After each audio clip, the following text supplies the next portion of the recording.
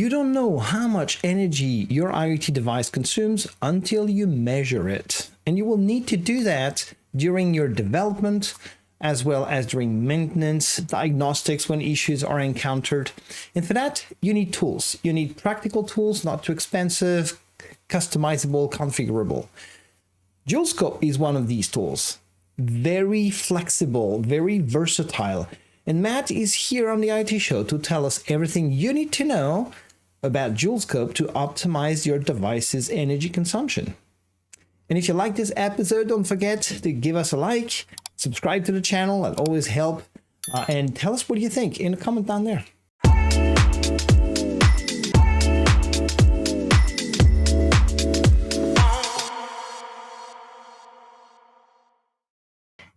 Hi everyone, today we're here to talk about energy consumption on your IoT device, and for that we have an expert. Matt, how are you? Doing great. Awesome, Matt. So where are you calling from? So I'm calling from Maryland in the US. I've been selling and distributing JouleScopes out of here for about 5 years. 5 years as JouleScope, but you have a career, right? So tell us about yourself. Where are you coming from?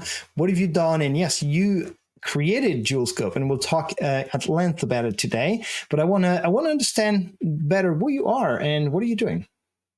Cool, yeah. So I started out as an electrical engineer, kind of spent my career doing a whole bunch of different things from hardware up through firmware and application software. Invented some patents along the way. Now started a consulting company back in 2011, which I turned into a product company. And now doing sales, marketing, engineering, and keeping a business running through COVID. Doing it all. I love it. I love it. I Keeps can busy, keeps relate. me busy. Yeah, no, and it's working. And we'll see that. And I think people would agree with that. So low power design. So your background is electrical engineering, so you know that part really well. Can you tell us when it comes to IoT devices embedded? What's the importance? How critical is low power design? So if you're developing a product that has to go into the field with batteries or even energy harvesting, the actual feature set of the device is dependent upon how long your batteries are last or how long your energy is going to, be there for with the energy harvesting approach. So energy is a key aspect, not really as a primary product feature. No one just wants to save energy as the only goal. But in order to achieve the objective of whatever that product is, it's one of the key factors, just like things like security, ease of use, in addition to meeting the features that you have to deploy. Yeah, and we're talking more about devices are connected in remote location. They're distant in a place where eventually there's no power source or very little power source, and you need to be conscious of how much your device is consuming. And we'll talk about that once again. Power consumption might be, it's obvious there's a hardware component to that, right? On how the hardware is designed to optimize on power. This is something that instinctively we understand, especially as software people. But software has its role as well. So can you give us your perspective on the roles that both hardware and software play in saving energy or optimizing energy consumption? For sure. Yeah, they both play a factor, and you have to work together as a team to make sure that you're using the hardware correctly. So, first of all, the hardware has to be designed so that it can go into a low power mode and also be efficient for when it's doing whatever function it is. So, most of the time with modern electronics, that means you're going to sleep. So, that microcontroller and radio and sensors that wake on and consume a bunch of energy, you don't want to leave on all the time. So, you shut them all down. The microcontroller goes into its lowest power state that you can achieve with that hardware, and you do nothing for the longest time. The key with software, though, is to make sure that you are able to get to that low power state often enough.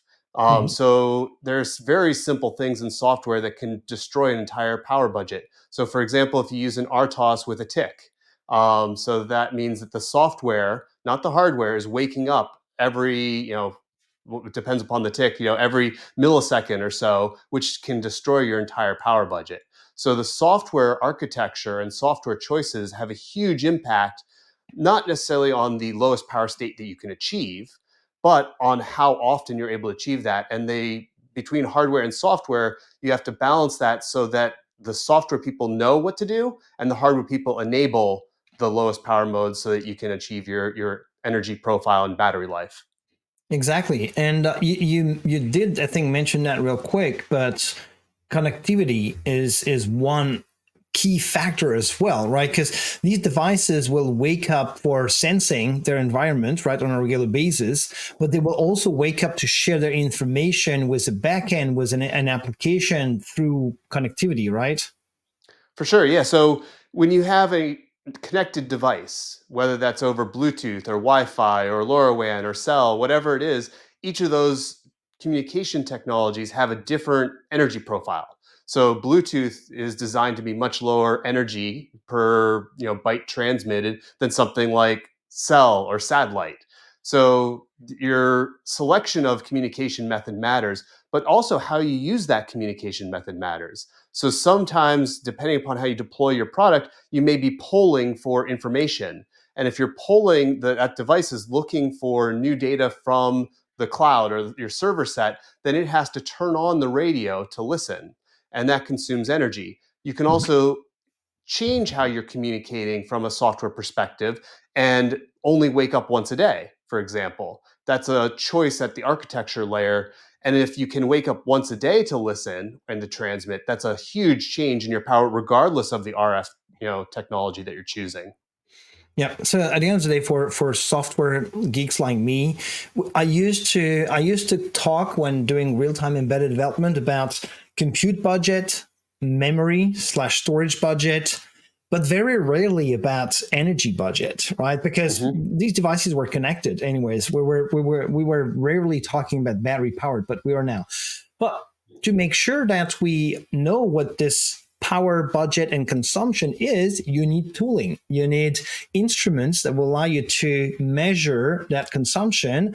Well, obviously during development phases, but I would assume, and you'll tell me a bit more about that, during production or during diagnostics, if there are issues you need to investigate, or things like that. But so we need instrumentation, and we see a lot behind you.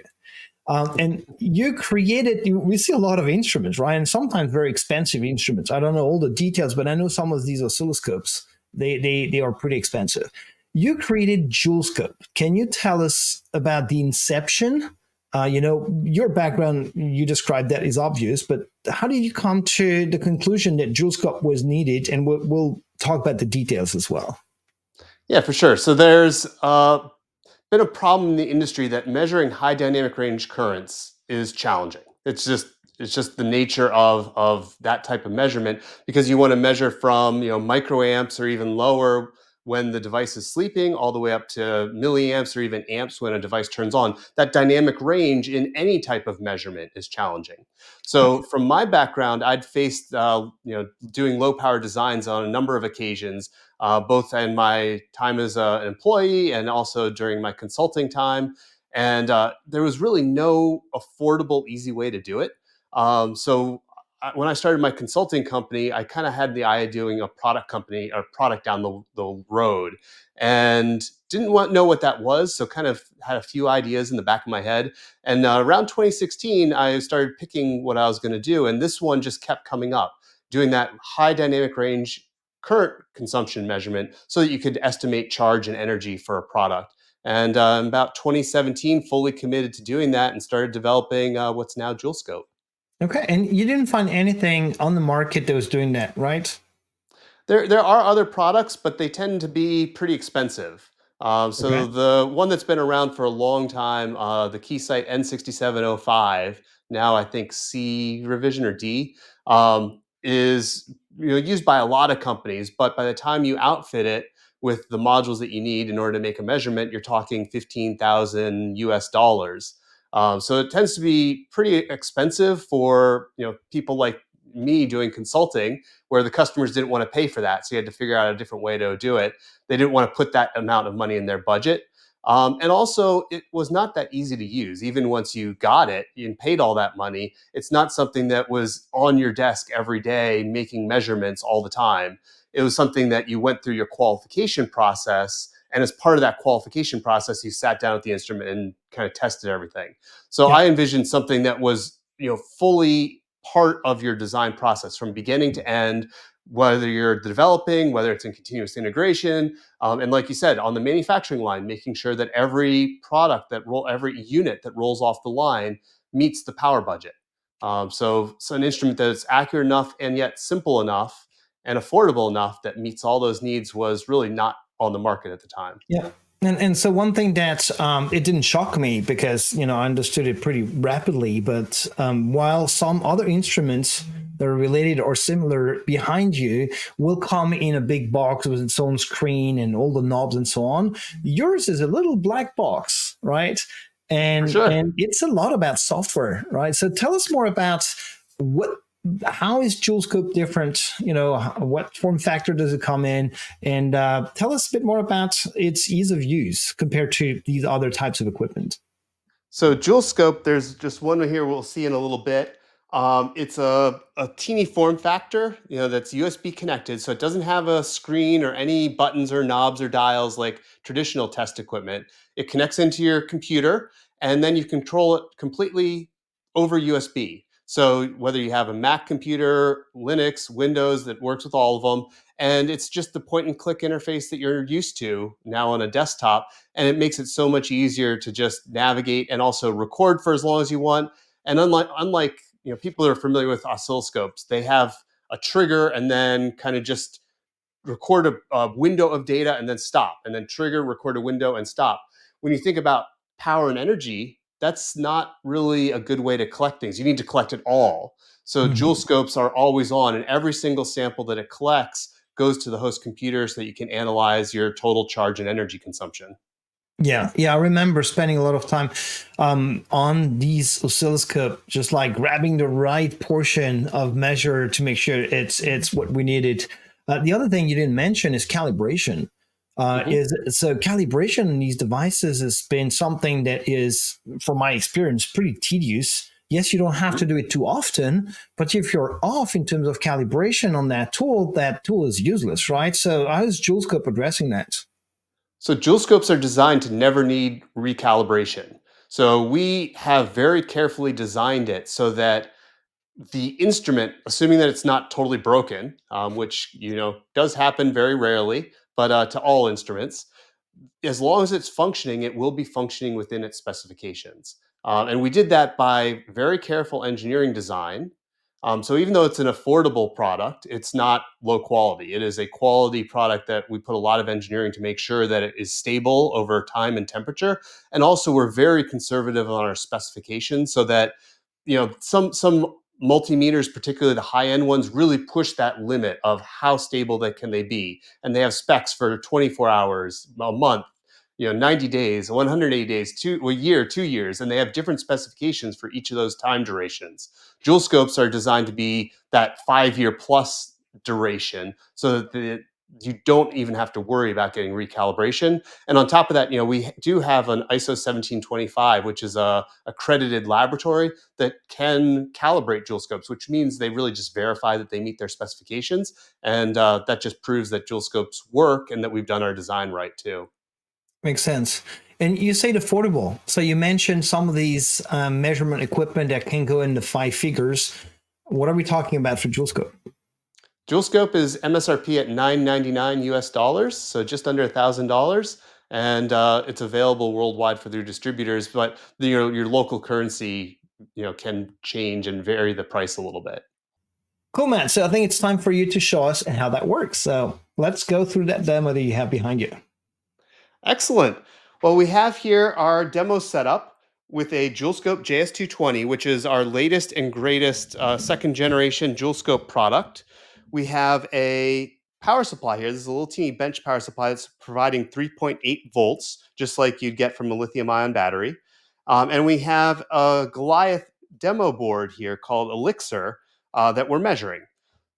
On the power supply, we have the power supply out plus going to the current plus input of the JouleScope, which flows through the JouleScope, which is what we're measuring, which goes out to the device under test here. And then that goes back to the negative voltage terminal and back to the power supply. And we also connect positive from the supply to our positive voltage input too, so we can measure voltage. With this setup, JouleScope's now measuring the voltage and current going to this Golioth device under test. And we can actually see exactly what this instrument is doing and the device is doing. Right here, we're looking at the current, voltage, and power waveforms in real time to the device. And we see right here that this is communication. This is actually a cell modem device that is communicating back to the tower. And right here, it is communicating back and then doing a beaconing periodically. We can actually pause JouleScope, zoom in, and make measurements like by adding dual markers here to see how far things are apart and also how much charge and energy they're consuming. So in this case, we're about 1.2 seconds apart for these intervals. We can then change the behavior of the device. So the Golioth device is a IoT demonstration platform for this, but Golioth itself is a full IoT platform that allows you to get information from your device and make it really easy to hook up to the cloud. We can also configure the device. So right here, what we can do is take our EDXR status, which is a different way of talking to the tower, and set it to true. And as soon as we do that, these little beaconing intervals will go away. So it's now communicating from the tower down to the device from the cloud. And as soon as that communication completes, we now have no more beaconing. And this is actually a really interesting story. As soon as the Golioth team started looking at JouleScope with their device, they noticed that it wasn't in this EDRX mode. And by turning that on, the instrument or the device can only check in with the tower when as at the interval you say, and that saves a huge amount of energy compared to the normal mode. Right now, we have that delay set to 30 seconds. We can then take a look, for example, at one of these transmissions with the JouleScope, and you can very easily see how much charge, in the case of this one, 227 millicoulombs, or energy, which is the integral of charge, 864 millijoules, that is being consumed by this transaction. You can then, as a software developer, change how you're behaving and change your settings and instantly see that impact on your charge and energy consumption. Well, so lots to unpack here, Matt. So as as you were walking through all of that, I didn't want to interrupt you because that is really a nice flow, nice demo here, illustrating lots of the advantages of JouleScope. Like a couple of things that really stood out for me. And the first one is just like going through that real time, visualization of energy measurements, and you're just like, I'm zooming in, I'm putting my tag here, my pointer, and so on. It's like if it was nothing. It is not nothing. It's not something you usually can do that easily and that much in real time, right?